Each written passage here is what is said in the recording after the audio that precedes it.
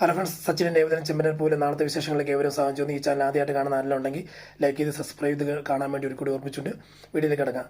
അങ്ങനെ നമ്മുടെ സച്ചി പറയുവാണ്, നമുക്ക് ക്യാഷൊന്നും വേണ്ട, പക്ഷേ അതിൻ്റെ ഓണർ അച്ഛനായിരിക്കണം. കാരണം എന്ന് പറഞ്ഞു കഴിഞ്ഞാൽ അച്ഛൻ്റെ ക്യാഷല്ലേ, അച്ഛൻ്റെ ക്യാഷ് ആയതുകൊണ്ട് ശ്രുതിയല്ല ഇനി അവിടെ ഇരിക്കേണ്ടത്, മാനേജറായിട്ട് അച്ഛൻ തന്നെ ഇരിക്കണം എന്നൊക്കെ പറയുമ്പോഴത്തേക്കും ശ്രുതിയും പറഞ്ഞ് ഞെട്ടുവാണ്. കാരണം തൻ്റെ കൈവശപ്പെടുത്തി വെച്ചിരുന്ന ആ ഒരു സ്ഥാപനം ഇനി വിട്ടുപോവാണല്ലോ. കാരണം ശ്രുതി അത്ര രീതിയിൽ കഷ്ടപ്പെട്ട് മേടിച്ചതാണ്.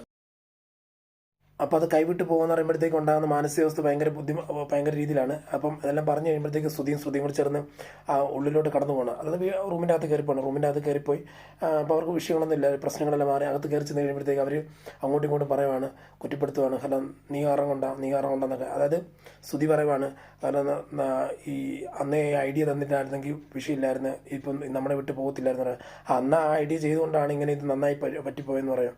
അപ്പം ശ്രുതി പറയുവാണ്, നീ എന്തെങ്കിലും ഒരു ഐഡിയ പറഞ്ഞതാ ശ്രുതി ചോദിക്കുമ്പോഴത്തേക്ക് പറയും, എന്താ ഐഡിയ പറയുന്നത്? ഞാൻ എന്തെങ്കിലും ഐഡിയ പറഞ്ഞു ചെയ്ത് കഴിയുമ്പോഴത്തേക്ക് ലാസ്റ്റ് ഞാൻ എല്ലായിടത്തും അടി കൊള്ളോണം ചെയ്യണം, നീ അവിടുത്തെ മാന്യനാവല്ല ശ്രുതി എന്നൊക്കെ ചോദിച്ചുകൊണ്ട് ചാടി എഴുന്നേൽക്കുന്നുണ്ട്. എന്നിട്ട് പറയുമ്പോൾ, നിൻ്റെ അമ്മ ചന്ദ്രമതി അടിച്ചപ്പോഴത്തേക്ക് നീ എവിടെയായിരുന്നു? നീ അത് കണ്ടുകൊണ്ട് നിൽക്കില്ലായിരുന്നു. ഒരു പുരുഷനാണ് പോലും, പുരുഷൻ മാത്രം, നീ കെട്ടിയവനാണ് പോലും. കെട്ടിയവൻ കണ്ടുകൊണ്ടിരിക്കണം, മറ്റുള്ളവർ ഭാര്യ അടിക്കുമ്പോഴത്തേക്ക് കണ്ടുകൊണ്ടിരിക്കുക, നീ അങ്ങനെ കണ്ടുകൊണ്ടിരിക്കുക, നിനക്ക് നാണമില്ലേ? നീ ഏത് രീതിയിലുള്ള കെട്ടിയവനാണെന്നൊക്കെ ചോദിക്കുമ്പോഴത്തേക്ക് അത് അമ്മേനെ എനിക്ക് പേടിയുണ്ട്. നിനക്ക് നാണം, ഈ പ്രായം വരെ ഇത്ര പ്രായമായിട്ടില്ലേ? കാരണം ഒരു കൊച്ചാണ് കുഴപ്പമില്ല നോക്കാം. ഇത് ഇത്രയും പ്രായമായിട്ട് പറയുന്നതെല്ലാം കേട്ടനുസരിച്ച്, അമ്മ പറയുന്നത് കേട്ടനുസരിച്ച് ഭാര്യനെ മറ്റുള്ളവരെല്ലാം ഒറ്റിക്കൊടുക്കുന്ന, അല്ലെങ്കിൽ സ്വന്തം ആവശ്യങ്ങൾക്ക് വേണ്ടി നിൽക്കുന്നതാണ്. നിന്നെ പോലുള്ള ആളെയാണോടാ ഞാൻ സ്നേഹിക്കുന്നത്? നിന്നെ എനിക്ക് സ്നേഹമൊക്കെ ഉണ്ടപ്പോൾ അമ്മയെ പേടിച്ചിട്ട് അമ്മ പറഞ്ഞ് അനുസരിച്ചില്ല എന്നുണ്ടെങ്കിൽ വലിയ വിഷയം ഉണ്ടാകുന്നത്. എന്താ വിഷയം ഉണ്ടാകാനാണ്? കാരണം സ്വന്തം ഭാര്യയ്ക്ക് വേണ്ടി, മക്കൾക്ക് വേണ്ടിയൊക്കെ നിൽക്കുന്നവരാണ് യഥാർത്ഥ പുരുഷൻ, യഥാർത്ഥ കെട്ടിയവൻ. അല്ലാതെ ഈ പറഞ്ഞ മറ്റുള്ളവർ പറയുന്നതനുസരിച്ച് കേട്ട് ജീവിക്കുന്നവനല്ല ഭർത്താവ് എന്നൊക്കെ പറയുമ്പോഴത്തേക്ക് അത് ഞാൻ വിഷയം ഉണ്ടാകാതിരിക്കാൻ വേണ്ടി ഇനി ഞാൻ അങ്ങനെ ആവർത്തിക്കത്തില്ല എന്ന് പറയുമ്പോഴത്തേക്ക് എന്തെങ്കിലും ചെയ്യണമെന്ന് പറയുമ്പോഴത്തേക്ക് എന്ത് ചെയ്യാൻ ആ സച്ചിൻ രേവതിയും കൂടെ ചേർന്നല്ലേ ഇതിൻ്റെ ഇടപെട്ട് സച്ചി വേണമെന്ന് പറഞ്ഞാൽ ചെയ്യുന്നത്. സച്ചി വേണമെന്ന് പറഞ്ഞു കഴിഞ്ഞാൽ സച്ചി നമ്മൾ ഇല്ലാതാക്കാൻ വേണ്ടി ഇവരാരും ഇപ്പം ഇനി നമ്മൾ നന്നാകാൻ വേണ്ടി ആഗ്രഹിക്കുന്നില്ല. ഇനിയിപ്പോൾ ആ ഓണർഷിപ്പോ അല്ലെങ്കിൽ അവിടെ മാനേജർ കസേരയിൽ അച്ഛൻ കയറി നിന്ന് കഴിഞ്ഞാൽ നമുക്ക് എന്തെങ്കിലും കിട്ടുമോ? അതായത് അതിൻ്റെ വരുമാനവും കാര്യങ്ങളെല്ലാം അച്ഛൻ മാനേജ് ചെയ്യും. അതിൽ എല്ലാവർക്കും വീതം പോകും. കാരണം നമുക്ക് എന്നാ അവിടെ രക്ഷപ്പെടാൻ പറ്റുന്നത്? ഇതിപ്പം ഒരു രീതിയിൽ രക്ഷപ്പെടുന്ന രീതിയിലല്ല കാണുന്നത്. എങ്ങനെയാലും എന്തെങ്കിലും കാണിച്ച് ശ്രുതി കാരണം സംഭവം തിരിച്ചു പിടിക്കണം. സംഭവം എന്ന് പറഞ്ഞു കഴിഞ്ഞാൽ, നിൻ്റെ ഭാര്യയായിട്ട് വന്ന സമയം മുതൽ ഞാൻ നിനക്ക് വേണ്ടി കഷ്ടപ്പെട്ടുകൊണ്ടിരിക്കുക. നീലിമേടുന്ന് ആ ക്യാഷ് അടിച്ച് മാറ്റാൻ ക്യാഷ് മേടിച്ചെടുക്കാൻ എത്ര പാടുപെട്ട് അവളെ കൊല്ലാൻ വരെ പോകുന്ന രീതിയിലുള്ള പ്രവൃത്തിയായിരുന്നു. പോലീസിനെ വിളിച്ചു വരുത്തി അവൾ എത്ര രീതിയിൽ നമ്മളിന്ന് എസ്കേപ്പ് അടിക്കാൻ നോക്കിയത്. പക്ഷെ അവിടെ നിന്നെല്ലാം അവളെ ഞാൻ പൂട്ടി നിനക്ക് ക്യാഷ് മേടിച്ചെന്ന്, എനിക്ക് ക്യാഷ് വേണമെന്നുണ്ടെങ്കിൽ ഞാൻ കൊണ്ടുപോകത്തില്ലായിരുന്നു. നിനക്ക് ക്യാഷ് വേണ്ടി നീ രക്ഷപ്പെടണമെന്ന് ആഗ്രഹിച്ച് എല്ലാം ചെയ്താണ്. ഇപ്പോൾ ഇതെന്തായി? എല്ലാം കൂടി ചേർന്ന് കൊലയോടെ പോകുമല്ലേ? മര്യാദയ്ക്ക് ക്യാഷ് സാധനങ്ങളെല്ലാം തിരിച്ച് മേടിച്ചോ? എനിക്കൊന്നും അറിയത്തില്ല. കാരണം ആ സ്ഥാനത്ത് വേറെ ആരെയും പോസ്റ്റ് ചെയ്യാൻ പറ്റത്തില്ല. അച്ഛനല്ല, അമ്മയല്ല, ആരാണെങ്കിൽ പോലും. കാരണം ഇത് അച്ഛൻ്റെ അമ്മയുടെ ക്യാഷൊക്കെ ആയിരിക്കും. പക്ഷെ നീ കൊണ്ട് കൊടുത്തത് നീലിമയ്ക്കാണ്. ആ നീലിമയെടുത്ത് മേടിച്ചത് ഞാനും. നിനക്കിങ്ങനെ ഒരു സ്ഥാനം കിട്ടി, ഇപ്പം നല്ല രീതിയിൽ നല്ല സബ് ഡീലേഴ്സൊക്കെ കിട്ടി, നമ്മൾ നല്ല രീതിയിൽ കച്ചവടത്തിൻ്റെ ഉന്നത സ്ഥാനത്ത് പൊയ്ക്കൊണ്ടിരിക്കുകയാണ്. അപ്പോൾ അവിടെ നിന്ന് താഴോട്ട് ഇറങ്ങാൻ പറ്റത്തില്ല ശ്രുതി. അതുകൊണ്ട് താഴോട്ട് ഇറങ്ങാം, എന്തെങ്കിലും കാണിച്ച് അത് തിരിച്ച് പിടിച്ചേ പറ്റൂ എന്ന് പറയുമ്പോഴത്തേക്ക് എന്തെങ്കിലും ചെയ്യാം എന്നുള്ള രീതി പറയണം. അതേസമയം നമ്മുടെ സച്ചിൻ രേവതിയും കൂടി ചേർന്ന് ഓടിക്കളിക്കുക. ശ്രുതി നിക്കി എന്ന് പറഞ്ഞ് ഓടി. അതായത് സച്ചി രേവതിയായിട്ട് ഓടിക്കുകയാണ്, അല്ല രേവതി സച്ചിയായിട്ട് ഓടിക്കുകയാണ്. അതായത് ശ്രുതിയായിട്ട് രേവതിയും സച്ചിയായിട്ട് ശ്രുതിയും.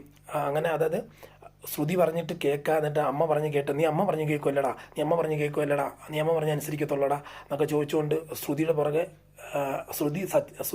ഓടുന്ന പോലെ രേവതി സച്ചിയുടെ പുറകെ ഓടുകയാണ്. അപ്പം ഇത് കണ്ടുവരുന്ന നമ്മുടെ ചന്ദ്രമതിക്ക് കാര്യം മനസ്സിലായി. അപ്പോഴത്തേക്ക് ഓടി വന്നിട്ടൊരു മടലൊക്കെ എടുത്ത് അടിക്കുന്നുണ്ട്. അവരെ സച്ചി അടിക്കാൻ പോകുന്നുണ്ട്.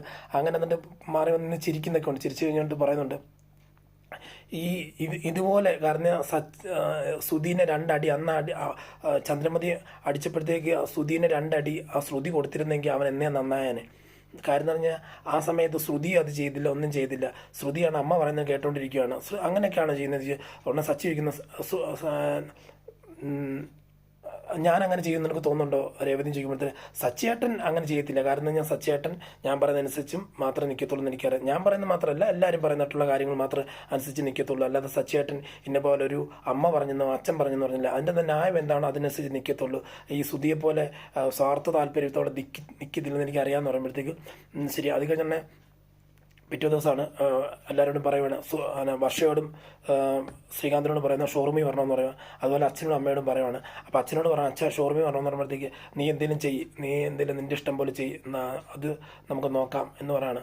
ഉടനെ ഈ അച്ഛൻ വേറൊന്നും അല്ല, അത് നോക്കി നടത്തുന്ന ഉത്തരവാദിത്തം അച്ഛനാണ്. കാരണം ഞങ്ങൾക്ക് സ്വത്തൊന്നും വേണ്ട, പക്ഷേ അച്ഛൻ്റെ 50 ലക്ഷം രൂപ അത് കൊടുത്തേ പറ്റുമെന്ന് പറയാണ്. അതുപോലെ ഇതിന് മുമ്പ് ഒരു സീനുണ്ട്. അതായത് ശ്രുതിയും സംസാരിച്ചുകൊണ്ടിരിക്കുമ്പോൾ അങ്ങോട്ടത്തേക്ക് നമ്മുടെ ചന്ദ്രമതി കയറി വന്നിട്ട് ഇങ്ങനെ പറയുന്നുണ്ട്. അതായത് ശ്രുതി നിങ്ങളൊരു കാര്യം മനസ്സിലാക്കണം, ഈ 50 ലക്ഷം രൂപ നിങ്ങൾ നേരത്തെ തന്നിരുന്നെങ്കിൽ എനിക്ക് എന്തെങ്കിലും ചെയ്യാൻ പറ്റുന്നു. ഇപ്പോൾ സച്ചിയൊക്കെ ഇതിനകത്ത് ഇടപെട്ടതുകൊണ്ട് എനിക്കൊന്നും ചെയ്യാൻ പറ്റത്തില്ല. സച്ചിയൊക്കെ കാര്യഗൗരവത്തോടെ നിന്ന് സംസാരിക്കുന്ന ആൾക്കാരാണ്. കാരണം അവരുടെ മുമ്പ് എനിക്ക് നാണം കെടാൻ പറ്റത്തില്ല. അതുകൊണ്ട് കാര്യം ചെയ്യും, ഈ മാനേജിങ് ഡയറക്ടർ അല്ലെങ്കിൽ മാനേജർ എന്നുള്ള പൊസിഷനിലേക്ക് അച്ഛനെ അവിടെ ഇരുത്താൻ വേണ്ടി നിങ്ങളും സമ്മതിക്കുകയും ചെയ്യണം. നിങ്ങൾ അതിനനുസരിച്ച് മാറിക്കൊടുക്കുകയും ചെയ്യണം. അല്ലാതെ വേറെ ഒന്നുമല്ല, നിനക്ക് അവിടെ ജോലി ചെയ്യാമല്ലോ, നിങ്ങൾക്ക് രണ്ടർക്ക് അവിടെ ജോലി ചെയ്യാം, കുഴപ്പമൊന്നുമില്ല. പക്ഷേ ആ സ്ഥാനത്ത് നിർത്തുന്നത് അച്ഛനെ ആയിരിക്കണം എന്ന് പറയുമ്പോഴത്തേക്ക് പിന്നെ വേറൊരു ഓപ്ഷൻ ഉണ്ട്. അതായത് ശ്രുതി നിങ്ങളുടെ അച്ഛൻ മലേഷ്യയിലല്ലേ, മലേഷ്യയിൽ നിന്ന് ഒരു 50 ലക്ഷം രൂപ മേടിച്ച് കൊടുക്കുക. 50 ലക്ഷം മേടിച്ച് കൊടുത്ത് രവിയേട്ടന് ക്യാഷ് കൊടുത്തിരിച്ച് കൊടുക്കുകയാണെന്നുണ്ടെങ്കിൽ പിന്നെ നിങ്ങൾക്ക് ഷോറൂം നിങ്ങൾക്ക് കണ്ടിന്യൂസ് ചെയ്തു പോകാം. അതുകൊണ്ട് വേറെ രീതിയിലുള്ള ബുദ്ധിമുട്ടൊന്നും ഉണ്ടാകത്തില്ല. നിങ്ങൾ നിങ്ങളുടേതായിട്ടുള്ള രീതിയിൽ നിന്ന് പോകണം. അല്ലാതെ യാതൊരു രീതിയിലും ഇതിൻ്റെ അകത്ത് ഇടങ്കോലിടാൻ പാടില്ല. അവർ മാറണമെന്ന് പറയുകയാണെങ്കിൽ മാറണം, അല്ലാതെ വേറെ അതൊരു രക്ഷയില്ലെന്നൊക്കെ പറയുകയാണ്. അപ്പോൾ എല്ലാവരും നമ്മുടെ ഷോറൂമിൽ വിളിക്കുകയാണ്. ഷോറൂമിൽ വിളിച്ച് അവിടെ ആദ്യം വർഷ വരുന്നുണ്ട്, ശ്രീകാന്തും വരുന്നുണ്ട്. വർഷയും ശ്രീകാന്തും വരുമ്പോഴത്തേക്ക് പറയുന്നുണ്ട്, അപ്പം ഇവരെന്താ വരുന്നത്. അതായത് വർഷയും ശ്രീകാന്തിനെ കാണുമ്പോൾ തന്നെ സച്ചിയും അല്ല ശ്രുതിയുടെയും ഇടപാട് തെറ്റും. അപ്പോൾ മനസ്സിലായി ഇവർ ഈ പറഞ്ഞ പോലെ തന്നെ അച്ഛനെ അവിടെ പോസ്റ്റ് ചെയ്യാൻ വേണ്ടി വന്നേക്കുവാണ് എന്ന് മനസ്സിലായി. അതെന്നാ എന്താ നിങ്ങളൊന്ന് വല്ല സാധനങ്ങൾ മേടിക്കാൻ വേണ്ടിയാണ് ചോദിക്കുക. ഇല്ല, സച്ചിയേട്ടൻ പറഞ്ഞിട്ട് വന്നതാണ്, ഞങ്ങൾക്ക് വേറെ ആവശ്യങ്ങളൊന്നുമില്ല, സച്ചിയേട്ടൻ പറഞ്ഞിട്ട് വന്നതാന്ന് പറയണത്. ശരി, അപ്പോൾ കാര്യങ്ങളൊക്കെ മനസ്സിലായി. അതുപോലെ സച്ചി മഹേഷിനെ വിളിച്ചിട്ട് പറയും, ഇന്നപോലെ ഒരു മഹേഷ് 2 പൂ വേണം അത്യാവശ്യം എന്നൊക്കെ പറയുന്നത്. അത് 2 പൂ എന്ന് പറഞ്ഞാൽ അച്ഛനെ ഇരുത്തി അവിടെ കസേരയിട്ട് ഒരു പൂമാലയൊക്കെ ഇടാൻ വേണ്ടിയുള്ളൊരു ഒരുക്കത്തിലാണ് നമ്മുടെ സച്ചി. അപ്പോൾ ഈ സീനാണ് ഇപ്പം നമ്മൾ ലാസ്റ്റായിട്ട് കാണുന്നത്. അപ്പോൾ നാളെ കാത്തിരുന്ന് തന്നെ കാണാം. നാളെ രാവിലെ ഇത് തന്നെയാണ് വരുന്നത്. അപ്പം വരും ദിവസങ്ങളിൽ ഇങ്ങനെ നാളത്തെ കഥയും പിറ്റേ ദിവസം രാവിലെ നമ്മൾ ഇന്നത്തെ കഥ ഇടുന്നുണ്ട്. അപ്പം നിങ്ങളെല്ലാവരും സബ്സ്ക്രൈബ് ചെയ്ത് ലൈക്ക് ചെയ്ത് കാണണമെന്ന് പറഞ്ഞ് ഒരു കൂടി ഓർപ്പിച്ചുകൊണ്ട് ഇന്നത്തെ വീഡിയോയിൽ നിന്ന് ഇവിടെ പറയുന്നു. Signing off. Thank you.